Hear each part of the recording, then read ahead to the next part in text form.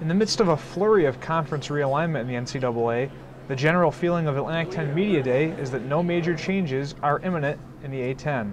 St. Bonaventure men's basketball coach Mark Schmidt said everything depends on what happens with football conferences.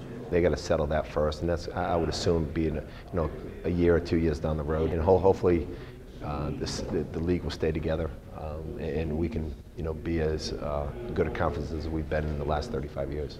ESPN senior college basketball writer Katz said the Big East is the key piece to the A-10 puzzle. The conference will have just 6 teams left in its football league, once Syracuse and Pittsburgh leave for the ACC at a date yet to be determined.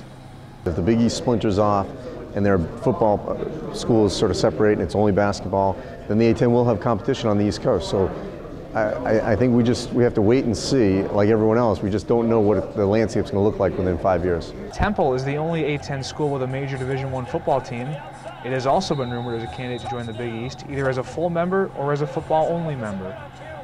All it's going to take is one school making a decision to go from one league to another, and all of a sudden these dominoes are going to fall, and then where it all ends and what shape all of these conferences take is going to be really, really interesting. Amid all the recent conference shuffling, the A-10 is confident that it can remain intact as one of the premier basketball-only conferences in the country.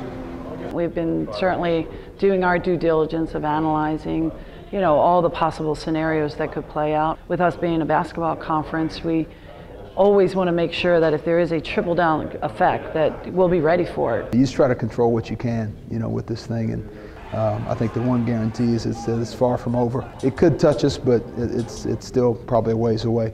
Katz said if the A-10 can hold on to its elite teams like Xavier, Temple, and Dayton, it can maintain its strong national reputation.